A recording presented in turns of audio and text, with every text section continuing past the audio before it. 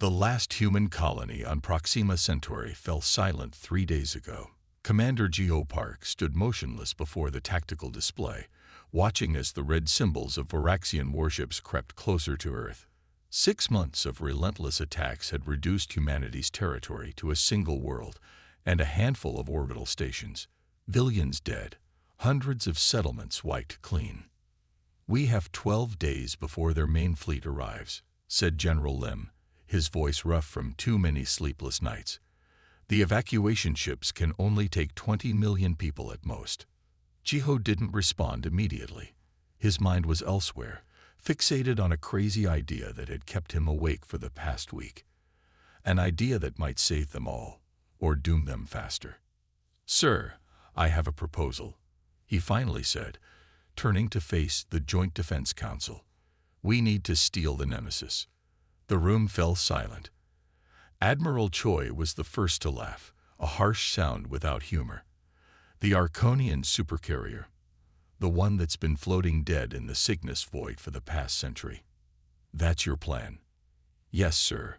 Joe activated his tablet and projected an image of the massive vessel, over 4 kilometers long, shaped like a barred arrowhead. The Nemesis was the only Arconian supercarrier ever spotted by human scouts. Our long-range scans show it's intact. The Arconians abandoned it for reasons unknown, but the ship itself appears undamaged. "Even if we could reach it," General Lim said, "nobody has ever successfully boarded an Arconian vessel, let alone operated one. With respect, sir, nobody has ever tried with the level of desperation we're facing now." Joe looked around the room. "I've assembled a team of specialists. We can reach the Nemesis in 8 days using our fastest stealth corvette. If we succeed, we gain access to technology centuries beyond our own. If we fail," he shrugged, "we're dead anyway." 3 days later, the stealth corvette Shadowhawk slipped away from Earth during a brief gap in the Varaxian patrol pattern. On board, Geo reviewed his small team one last time. Lieutenant Yuna Kim, their navigation specialist. Dr. Do-Yun Lee, xenotechnology expert. Security Chief Minho Kang. And 12 other specialists. The best humanity had to offer. "This is insane," Yuna said quietly, as they studied the limited scans of the Nemesis. "The Arconians disappeared 50 years ago. Their entire civilization, gone. What if whatever happened to them is still on that ship?" "Then we'll deal with it," Joe replied. "Or would you prefer the Varaxians?" The journey was tense. Twice they had to power down all systems and drift silently as Varaxian scout ships passed nearby. On the 7th day, they reached the Cygnus void, a region of space strangely empty of stars and planets. And there it was, the Nemesis, a dark shadow against the backdrop of distant stars. "It's bigger than I thought," whispered Yuna as they approached. The massive ship dwarfed their corvette, its black hull absorbing light rather than reflecting it. No lights, no signs of power, just an enormous dead vessel floating in the emptiness. Dr. Lee's instruments detected no energy signatures or life signs. "The ship appears completely powered down, but I'm detecting an atmosphere inside. Breathable, surprisingly." Jiho nodded. "Prep for boarding. Remember, we have no idea what we'll find in there, so stay alert." They docked the Shadowhawk at what appeared to be an airlock near the ship's midsection. Minho led the security team through first, weapons ready. Jiho followed with Yuna and Dr. Lee. The interior was unlike anything they had seen before. The corridors were wide enough for 3 people to walk side by side, with walls that seemed to absorb sound. Strange symbols were etched into surfaces that weren't quite metal or plastic, but something in between. "The air is perfectly breathable," Dr. Lee confirmed, checking his scanner. "Temperature is stable at 19 degrees Celsius. It's as if the ship is waiting." They made their way deeper into the vessel, following what Yuna believed might be a path to the bridge. Hours passed as they explored, finding vast empty chambers whose purpose they could only guess at. The ship seemed designed for a crew of thousands, Yet they found no bodies, no signs of battle or evacuation, just emptiness. It doesn't make sense, Minho said after they had walked for what felt like kilometers. An advanced civilization doesn't just abandon their most powerful warship without reason. Finally, they'd reached what appeared to be the command center, a circular room with a central platform surrounded by consoles and displays, all dark and lifeless. Dr. Lee approached one of the consoles cautiously.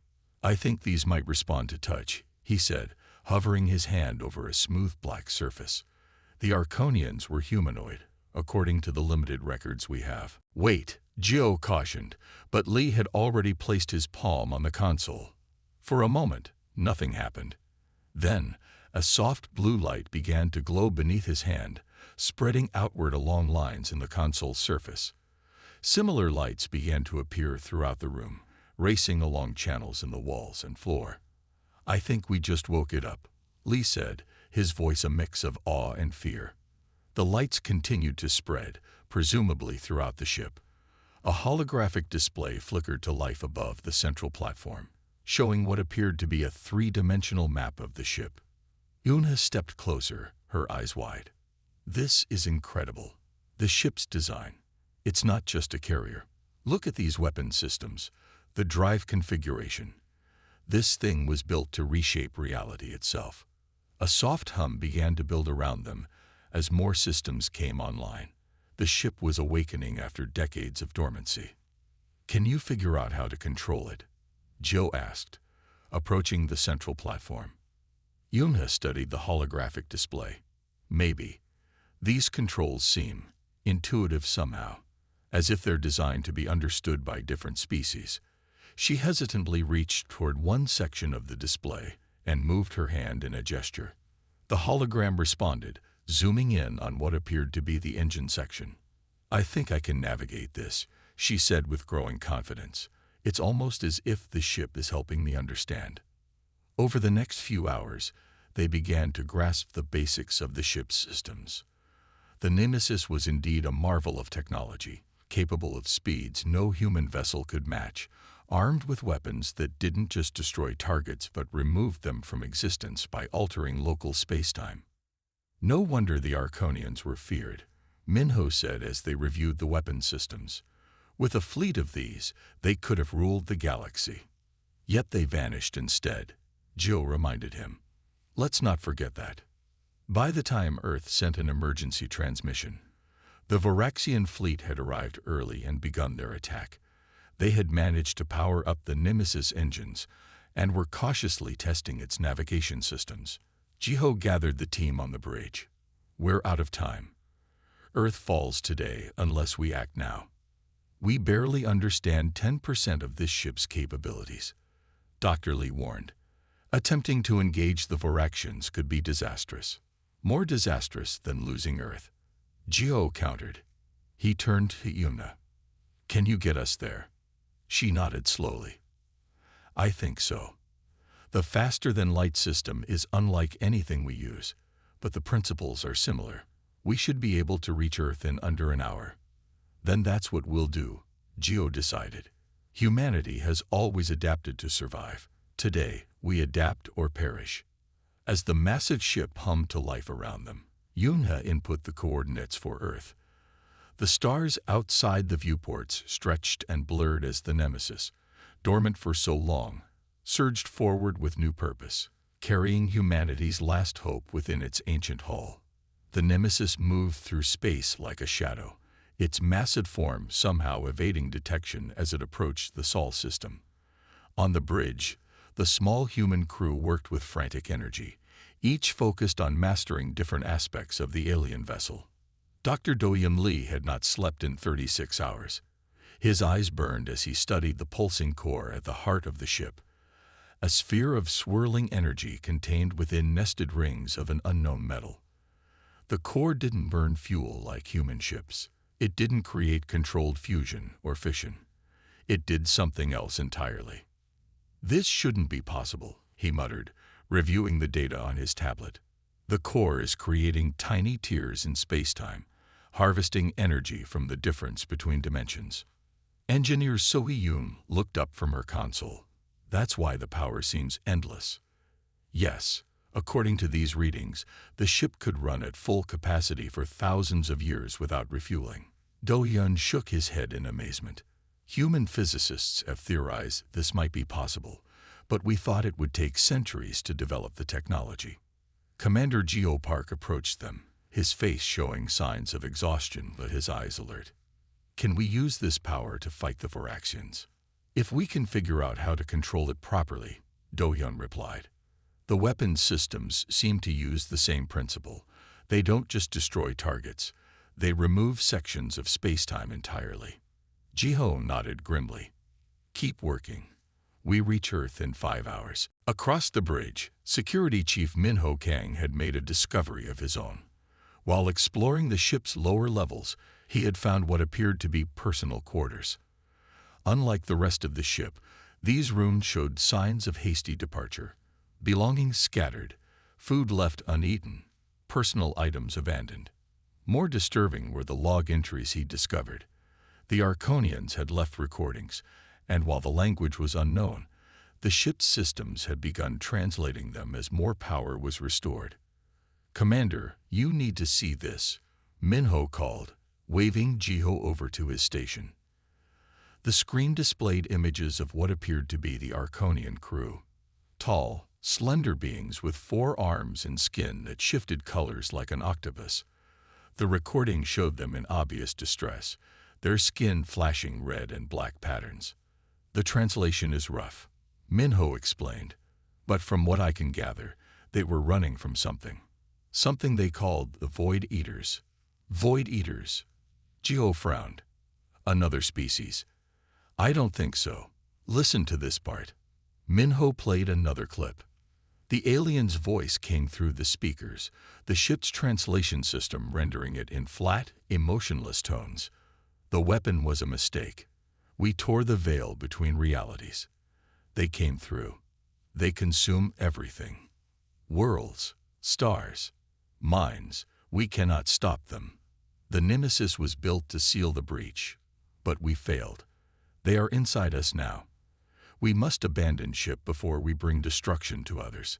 A chill ran through the bridge as the message ended. There are hundreds more recordings, Min-ho said quietly, all with the same theme. Whatever these Void Eaters are, the Arconians created them accidentally with their dimensional technology, then built this ship to try to fix their mistake. And they failed, Joe finished, which raises the question, is it safe for us to be using this ship at all? Before anyone could answer, Lieutenant Yume Kim called out from the navigation station. Commander, we have a problem. 3 Varaxian patrol ships on an intercept course. They've detected us. Joe hurried to her station. I don't think so. They appear to be on a standard patrol route, but they'll cross our path in approximately 10 minutes. Can we alter course without losing time? Yunha shook her head. Not significantly. We're still learning how to navigate this thing. Sharp course changes might leave us drifting for hours while the systems recalibrate. Ji-ho considered their options. Could we use the stealth capabilities we've observed? Maybe. Yunha pulled up a display showing what they had identified as the ship's energy distribution system. The hull seems to absorb most forms of detection, but we're still emitting some energy signatures. If we power down all non-essential systems temporarily, we might slip past unnoticed. Do it, Geo ordered. Zoe, help her redirect power. Everyone else, prepare for blackout conditions. The lights on the bridge dimmed as Zoe worked to shut down systems across the massive vessel.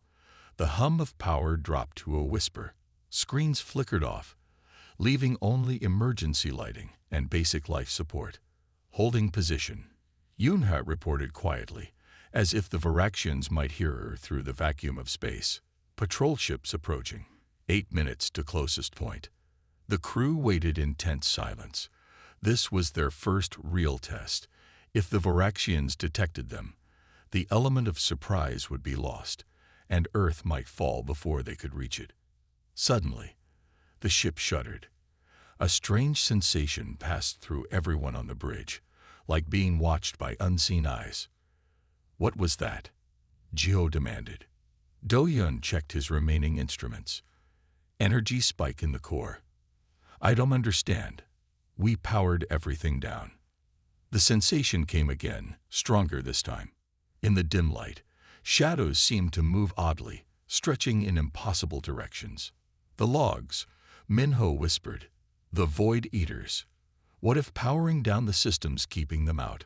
"Voraxian ships passing at minimum distance," Yunha reported, her voice tight with tension. 2 minutes until they're clear." Another wave of the strange sensation washed over them. This time, Jiho could have sworn he heard voices, whispers just beyond understanding, promising knowledge, power, release from fear. "Everyone focus," he commanded. "Whatever's happening, we hold until those ships pass." The minutes stretched painfully. The whispers grew louder, more enticing. Several crew members began to look around frantically, as if seeing things the others couldn't. "They're clear," Yuna finally announced. "Voraxian ships continuing on patrol route. Power up. Now," Geo ordered. So he rushed to restore the ship's systems. As lights and screens flickered back to life, the strange sensations receded, the shadows returned to normal, and the whispers faded. "Everyone all right?" Geo asked, looking around at his shaken crew. "What was that?" someone asked. Do-hyun was already reviewing data from the incident. "The core's containment fields weakened when we diverted power. I think something was trying to come through." "The Void Eaters," Minho said grimly. Jiho took a deep breath. "We need to understand this ship better, and fast. We can't afford another incident like that. Do-hyun, focus on the containment systems. Make sure whatever happened doesn't happen again." As systems came fully online, alarms suddenly blared across the bridge. "What now?" Jiho demanded. Zoe looked up from her console, eyes wide. "We're being hailed, not by the Voraxians, by the Tellurian Alliance. Somehow they detected our power surge." The Tellurian Alliance, a coalition of 3 alien species that had maintained neutrality in the human-Voraxian War, was not an enemy, but neither were they allies. "They're demanding we identify ourselves," Zoe continued. They're saying no human vessel has this energy signature, and they want to know how we acquired Arconian technology." "Ignore them," Geo ordered. "We don't have time for diplomacy." "Sir," Yunha said hesitantly, "the Tellurians are sending out wideband communications to all nearby systems. They're reporting that humans have somehow acquired an Arconian vessel. This is going to alert everyone, including the Voraxians." Jiho paced the bridge, considering their options. "How much longer to Earth?" 4 hours at current speed, Yunha replied. "Can we go faster?" Do-hyun and Zoe exchanged glances. "Maybe," Zoe said. "We've only been using a fraction of the drive's potential, but pushing it higher without understanding the systems fully. It's a risk we have to take," Jiho decided. "The Voraxians will know we're coming now. Our only advantage is speed." He turned to face his crew. "I need everyone working together. Understand this ship, master its technology, find out how to use its weapons. Earth's survival depends on it." As the crew returned to their stations with renewed purpose, Jiho stared out at the stars streaking past. They had stolen the most powerful ship in known space, awakened ancient technology beyond human understanding, and possibly disturbed entities that had frightened even the advanced Arconians. But behind them lay only defeat, and ahead, their final chance for survival. No matter what whispered from the shadows, they would press on. Earth's orbital defense platforms were falling one by one. The Voraxian fleet, over 200 warships strong, had arrived earlier than expected and now formed a deadly net around humanity's homeworld. From the bridge of the Nemesis, Commander Geo Park watched the battle unfold through the ship's advanced sensors. "The lunar base is gone," reported Lieutenant Yuna Kim, her voice steady despite the grim news. "Defense platforms 7 through 12 are offline. Earth has maybe an hour before orbital defenses fail completely." Jiho nodded silently. They had pushed the stolen supercarrier to its limits, but the Tellurian Alliance's warning had given the Varaxians time to accelerate their attack. Now they were arriving at a battle already half lost. "Status report," he demanded, turning to his small crew. Dr. Doyon Lee looked up from his station. "The core is stable, but we still don't understand most of its capabilities. We've identified what appear to be weapon systems, but we've only managed to activate the basic targeting interfaces. Communications are still problematic," added Communications Officer Juwon Choi. "I can receive Earth's transmissions, but our outgoing signals are in Arconian format. Earth's systems can't decode them." Jiho made his decision. "We have no choice. We attack now with what we have, or there won't be an Earth to save." He straightened his uniform and addressed the bridge crew. "All hands to battle stations. Yunha, set course directly for the center of the Varaxian fleet." "Sir." Yunha looked up in surprise. "Their flagship is there, surrounded by their heaviest cruisers." "Exactly. They won't expect a frontal assault." Jiho turned to Juwon. "Keep trying to contact Earth. They need to know we're friendly." The massive ship surged forward, its alien engines pushing it to speeds no human vessel could match. On the tactical display, the Varaxian fleet appeared as a swarm of red markers surrounding the blue sphere of Earth. "They've detected us," Security Chief Minho Kang announced from the tactical station. "Multiple ships breaking formation to intercept." "Hold course," Jiho ordered. "Doyon, are those weapons ready?" "As ready as they'll ever be," the scientist replied nervously. "I've routed basic controls to Minho's station, but we're essentially pressing buttons and hoping for the best." The first Varaxian ships came into visual range, sleek, predatory vessels with forward-sweeping wings and hulls that glowed with a sickly green energy. 5 destroyers, moving to cut off the Nemesis approach. "They're hailing us," Juwon reported. "Standard Varaxian ultimatum. Surrender or be destroyed." No response. Jiho said, "Minho, target the lead destroyer." Minho manipulated the alien targeting controls, his fingers dancing across symbols he barely understood. "Target locked, I think. Firing solution. Unclear. These readings don't make sense." "Fire anyway," Jiho commanded. Minho pressed what they had identified as the firing control.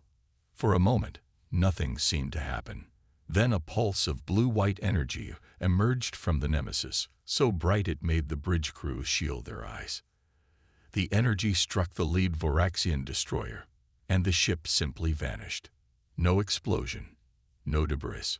One moment it existed, and the next it was gone, leaving only a strange distortion in space where it had been. Stunned silence fell over the bridge. "What just happened?"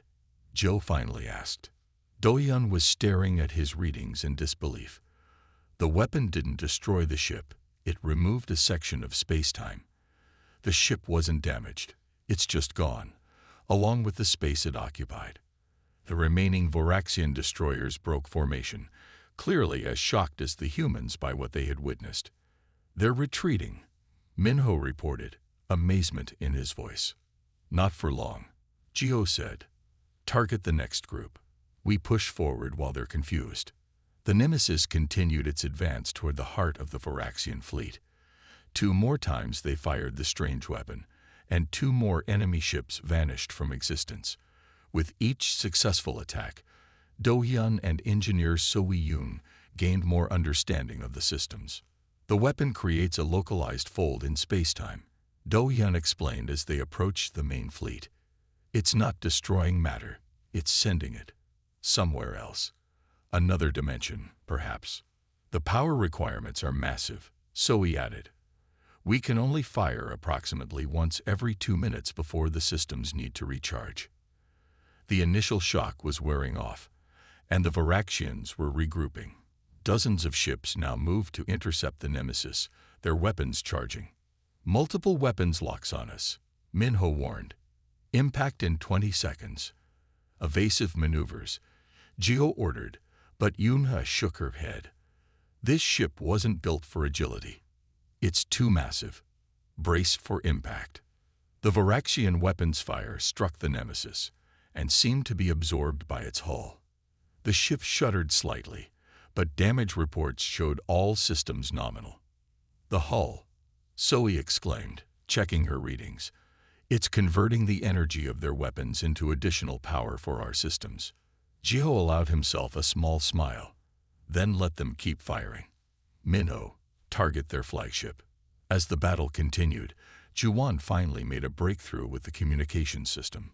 "Commander, I've managed to adapt our signals. Earth Defense Command is receiving us." "Put them through," Geo ordered. The voice of Admiral Choi came through, filled with disbelief.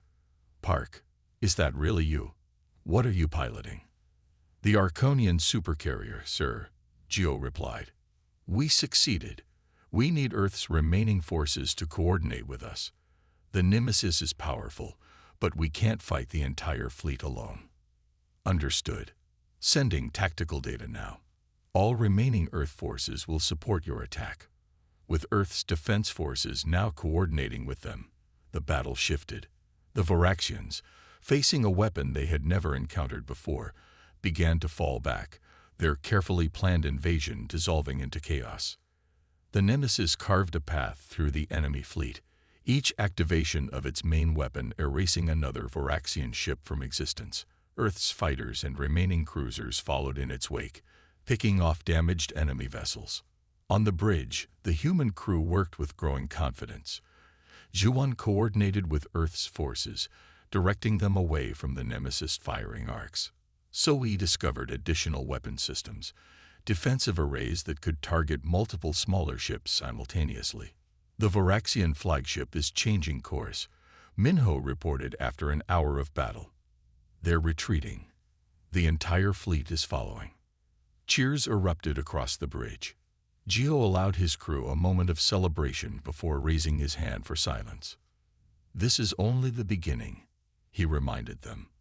"They'll be back, and in greater numbers, but we've bought Earth time." Over the next few days, as the Nemesis took position as Earth's new primary defense, the political landscape of the galaxy began to shift dramatically. The Tellurian Alliance, previously neutral, sent representatives to open diplomatic channels with humanity. Other species, long intimidated by Varaxian aggression, began to reach out as well. "They're afraid of us now," Admiral Choi told Jiho during a briefing in Earth orbit. "Or rather, they're afraid of what we might do with this ship." The Arconians were feared throughout the galaxy, and now humans control their most powerful weapon. "We barely understand it," Jiho admitted. "We got lucky." Lucky or not, we now have leverage. The Bracari Confederation is offering military support. The Nyx Collective wants to establish trade agreements. Even the Tellurians, who warned the Varaxians about us, are now claiming they meant it as a test of our capabilities. Jiho looked out at Earth through the viewport. Still blue, still whole, still home. And the Varaxians. Admiral Choi's expression darkened. "Our long-range scouts report they're gathering a massive armada. Every ship they have. This was just the first wave. They're coming back, and they're bringing everything." "How long do we have?" 2 weeks. Maybe 3. Jiho nodded slowly. "Then we have work to do. We need to understand more of the Nemesis systems before they return. And..." He hesitated, remembering Minho's discovery about the Void Eaters. "We need to be careful. This ship carries dangers beyond just its weapons." As Geo returned to the Nemesis, he found his crew already hard at work, pushing themselves to unlock more of the ship's secrets. Earth had survived its first stand against extinction. Humanity had proven itself resourceful beyond anyone's expectations. But the real test was yet to come. Deep in the Nemesis, Tactical Officer Hyun Mubai worked alone in what they had come to call the archive room. The walls were lined with Arconian data storage units, and he had spent days trying to access their contents. 7 days had passed since their victory against the Varaxian fleet, and Earth enjoyed an uneasy peace as they prepared for the coming counterattack. "These symbols make no sense," Hanmu muttered, rubbing his tired eyes. Despite the translation systems working for basic ship functions, the deeper archives remained locked behind complex security protocols. He pressed his palm against the main console once more, trying a different access sequence. Suddenly, the room dimmed, and a soft blue light began to pulse from the central platform. Genetic pattern analyzed. Determination. Non-Arconian entity. The voice that filled the room was neither male nor female, speaking perfect human language with an odd musical quality. Purpose assessment initiated. Hyunwoo froze. Hello? Are you the ship's eye? The blue light pulsed with each word. I am Sentinel, Oversight Intelligence of Vessel Nemesis. You are not Arconian. Explain your presence. Hyunwoo swallowed hard. I'm human. My name is Hyunwoo Ba. We borrowed your ship because our species is facing extinction at the hands of the Voraxians. A pause. Accessing recent memory banks. Confirming battle records. Voraxian aggression pattern identified. Your species operated this vessel effectively despite limited understanding. We did what we had to do, Hyunwoo said simply. We had no choice. Another pause, longer this time. Analyzing decision trees. Calculating probability matrices. Determination. Your actions mirror Arconian core values of preservation and innovation. Access granted. The room suddenly filled with holographic displays, star charts, technical schematics, and historical records. Thank you. Hyunwoo breathed, then tapped his communicator. Commander Park, you need to come to the archive room immediately. The ship's eye is awake. Commander Geo Park stood before the representatives of 7 alien species, their faces displayed on separate screens in the Nemesis' newly discovered conference chamber. The diplomatic meeting had been hastily arranged after requests flooded in from across the galaxy. Humanity appreciates your offers of alliance, Geo said carefully, but we must question the timing. For years, our colonies were attacked while you all stood by. The Tellurian ambassador, a tall being with iridescent skin, leaned forward. Commander Park, surely you understand. The balance of power has shifted. Your possession of Arconian technology changes everything. So it's not alliance you seek, but access to this ship, Geo replied bluntly. We prefer to call it mutual benefit. The Nyx representative hissed through translator implants. The Voraxians gather a fleet that will overwhelm even your impressive vessel. Together, we can ensure victory. Geo studied each alien face, seeing the same thing in all of them. Fear mixed with greed. I will bring your offers to Earth's leadership. That is all for now. As the screens went dark, Medical Officer Jisoo Ryo entered the chamber, her normally calm face lined with worry. Commander, we have a situation. 3 crew members are showing unusual symptoms after extended exposure to the core section. What kind of symptoms? Hallucinations, insomnia, and, she hesitated, they're all reporting the same dreams. Dreams about endless darkness filled with something they call hunger. Geo felt a chill. The Void Eaters. Possibly. I've ordered them to remain in the medical bay under observation. Jisoo handed him a datapad. There's more. Initial scans show subtle changes in their brain chemistry. The ship is affecting them somehow. Before Geo could respond, his communicator chimed urgently. Commander, came Hyunwoo's excited voice. You need to come to the archive room immediately. The ship's eye is awake. Within an hour, the senior officers gathered in the archive room, watching in amazement as Sentinel, the ship's eye, displayed holographic records of Arconian history and technology. The Arconians were a peaceful species until they began experimenting with dimensional technology, Sentinel explained, showing images of beautiful spiral cities and sleek vessels.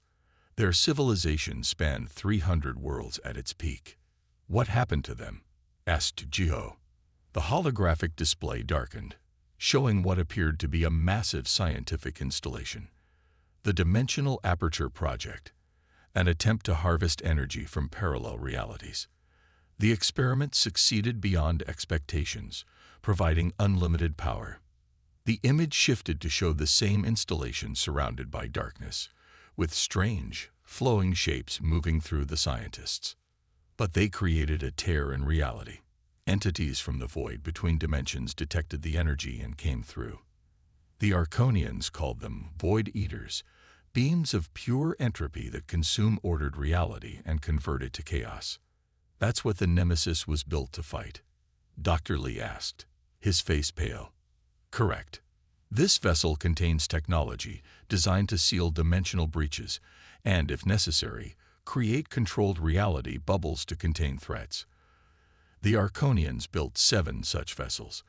This is the only one that survived. A heavy silence fell over the room. And the Arconians? Joe finally asked. What happened to them? Extinction, Sentinel replied simply. The Void Eaters consumed their worlds one by one. In their final act, the remaining Arconians attempted to seal the largest breach using this vessel. They failed. The crew was corrupted by void influence and abandoned ship rather than risk spreading the contamination. Are these Void Eaters still a threat? Minho asked. Unknown. The primary breach was partially sealed, but smaller tiers may remain.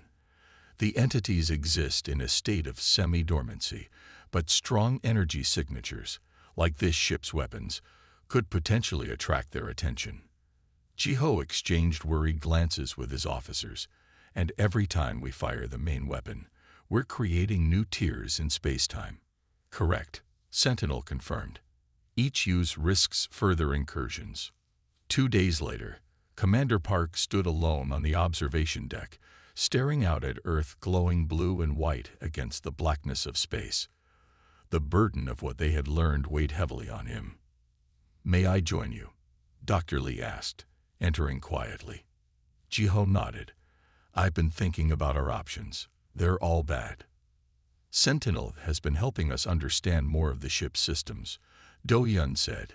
We can use the weapons more precisely now, with less risk of dimensional bleed-through. But you're right. Each use is still dangerous. And if we don't use them, the Varaxians will destroy Earth. Jiho sighed. Meanwhile, every alien race in the sector wants to be our friend now, all hoping to get their hands on this technology. Technology that destroyed its creators, Do-Hyun added grimly. Their conversation was interrupted by Security Chief Minho rushing onto the deck. Commander, we've detected unusual energy readings from the lunar dark zone. It appears to be a small Varaxian scout ship, but there's something wrong with it. Define wrong. Its energy signature is fluctuating wildly, and it's broadcasting on all frequencies in a language our systems can't translate. Within minutes, they had brought the image up on the main bridge screens. The Varaxian scout was indeed behaving strangely, moving in erratic patterns around the dark side of the moon. Its hull seemed to shimmer, as if not quite solid. Sentinel, Joe called to the ship's eye. Analysis. The AI's blue light pulsed from a nearby console. Void contamination detected. The vessel has been compromised. You mean? The crew has been infected by void entities.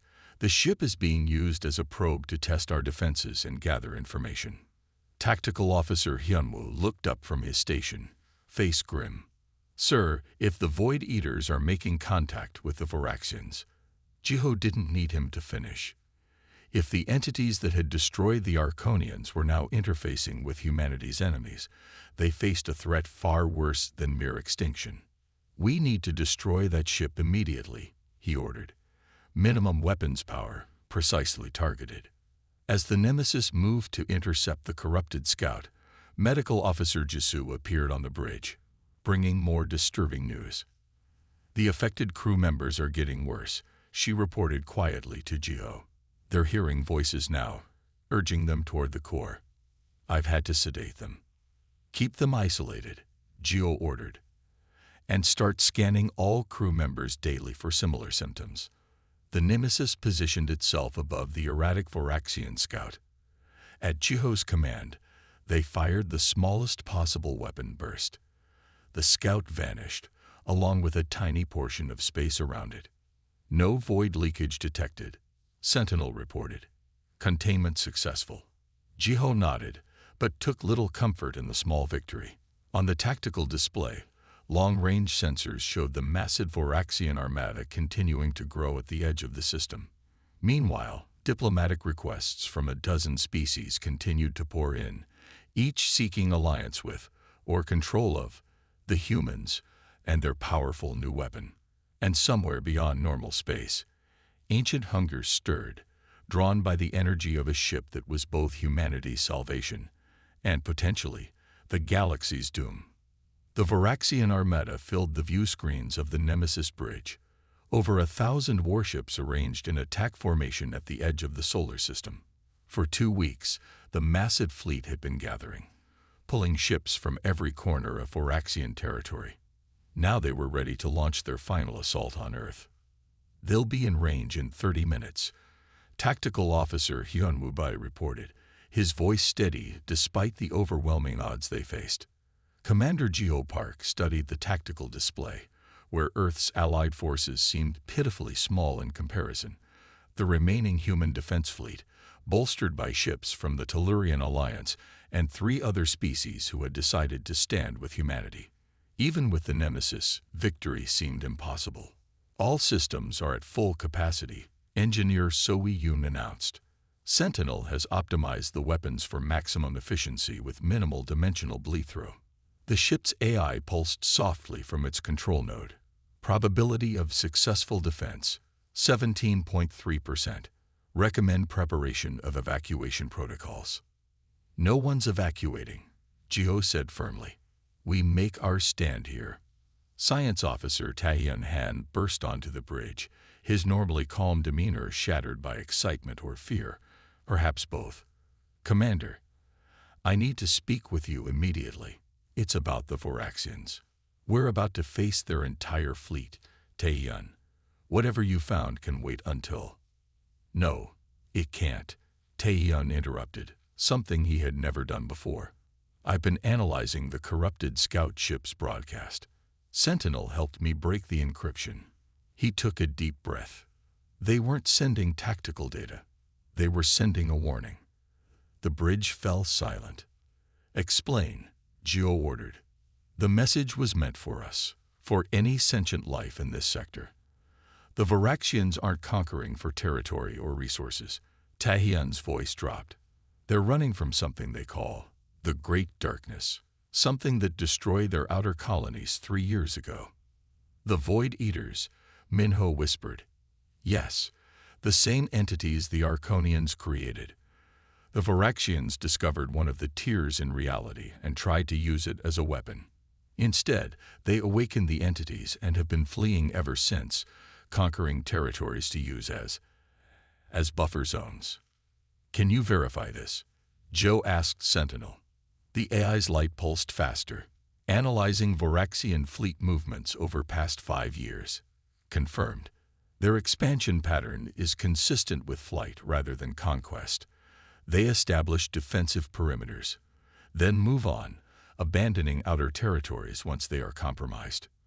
So Earth was never their target, Geo realized.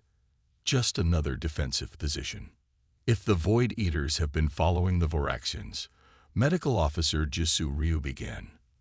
Then they're already here, Do-Yun finished grimly.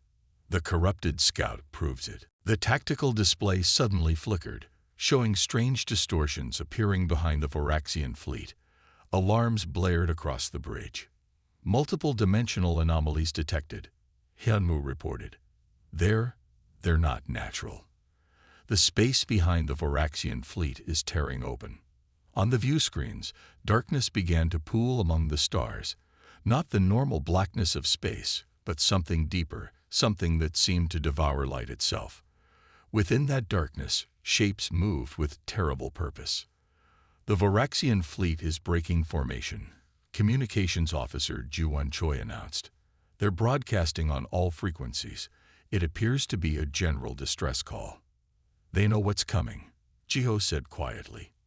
He made his decision instantly. Open a channel to the Voraxian command ship. Ju-Won worked quickly. Channel open, sir. "This is Commander Geopark of Earth," he began. "To the Voraxian Fleet Commander, we know what you're running from. We have encountered these entities before." For a long moment, there was no response. Then a harsh voice replied, speaking accented but understandable human language. "This is Supreme Commander Krezar. You know nothing of our plight, human." "We know more than you think," Joe countered. "The Void Eaters destroyed the Arconian civilization centuries ago. This ship was built to fight them." A pause. "The Nemesis," Krezar finally said. "We thought it was legend. Your primitive species should not possess such technology. Yet here we are," Joe replied. "And right now we have a common enemy. One that will destroy all of us. Voraxian, human, and every other species in this galaxy, if we don't work together." On the view screens, the darkness continued to spread, engulfing the rearmost Voraxian ships. Where the void touched, vessels simply ceased to exist. "What do you propose?" Krezar asked, desperation entering his voice as he watched his fleet begin to disintegrate. Jiho turned to Sentinel. "The Nemesis was built to seal breaches in reality. Can it seal this one?" "Negative," the AI replied. "The breach is too large and expanding too rapidly. Complete sealing would require energy equivalent to a small sun." "Then what options do we have?" Sentinel's light dimmed momentarily, as if in thought. "The Arconian plan was never to destroy the Void Eaters, but to contain them in a pocket dimension, a bubble of reality separate from our own. The Nemesis can create such a space, but the process requires precise positioning at the center of the breach." "You mean fly directly into that?" Geo pointed at the spreading darkness. "Correct. The ship would serve as an anchor point for the new dimension. However, there is a high probability that the ship and any beings aboard would be trapped within the pocket dimension permanently." A heavy silence fell over the bridge as everyone understood the implication. A suicide mission. The darkness had now consumed nearly a quarter of the Voraxian fleet. The remaining ships were firing desperately into the void, their weapons having no effect. "Supreme Commander Krezar," Geo said, returning to the communication channel. "We have a way to stop this, but we'll need your cooperation. I need your fleet to create a defensive perimeter while we position the Nemesis." "To do what?" Krezar demanded. "To create a pocket dimension that will trap these entities forever." A long pause. "You would sacrifice yourselves for this, after we have tried to destroy your world." "We're fighting for all life now," Joe answered simply. Another pause. "Then we will cover your approach. The Voraxian Collective stands with Earth." Jiho turned to his crew. "I won't order anyone to stay on board. This is volunteer only." Not a single person moved toward the exit. "We started this together," Yuna said quietly. "We'll finish it together." Jiho nodded, his throat tight with emotion. "Sentinel, plot the most direct course to the center of the breach. Do-Yun, prepare the dimensional systems. Juwon, inform Earth of our plan." As the Nemesis began its approach, the remaining Voraxian ships formed a protective ring around it, their weapons firing continuously to clear a path through the darkness. Earth's allies joined them, creating layers of defense. "We're receiving transmissions from every ship in the combined fleet," Juwon reported, tears in her eyes. They're wishing us luck, even the Voraxians." The darkness grew closer, now visible as a swirling maelstrom of nothingness. Within it, the shapes became clearer, vast, flowing entities that seemed made of living shadow, with limbs that stretched across thousands of kilometers. "Dimensional systems at full power," Do-Yun reported. "Ready on your command." "Core energy at maximum," added Zoe. "The ship can't take much more." The Nemesis plunged into the darkness, the void entities swirling around it hungrily. "Now," Geo ordered. Do-Yun activated the sequence. The ship shuddered violently as reality itself began to warp around them. Through the viewports, they could see space folding, twisting, creating a bubble of existence separate from the universe they knew. "It's working," Tae-Yun exclaimed. watching his sensors. The entities are being pulled into the pocket dimension with us. The process seemed to last forever, though in reality it took less than a minute. When it was done, the view screen showed a strange, altered version of space, similar yet subtly different, with stars that shone with unusual colors. Status report, Geo ordered, picking himself up from the floor where the violent transition had thrown him.